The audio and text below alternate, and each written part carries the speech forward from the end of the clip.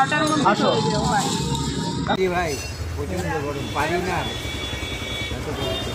ফাউন্ডেশনের এনজিও থেকে আসছি, ঠিক আছে? অতিরিক্ত গরমে তোমরা রিক্সা চালাও, তো তার জন্য তোমাদের এই উপহারটা। প্রত্যেকদিন গিয়ে বেরোবে, 12:30 1টার মধ্যে গাড়ি চলে যাবে, কারণ দূর বইতে প্রচণ্ড গরম।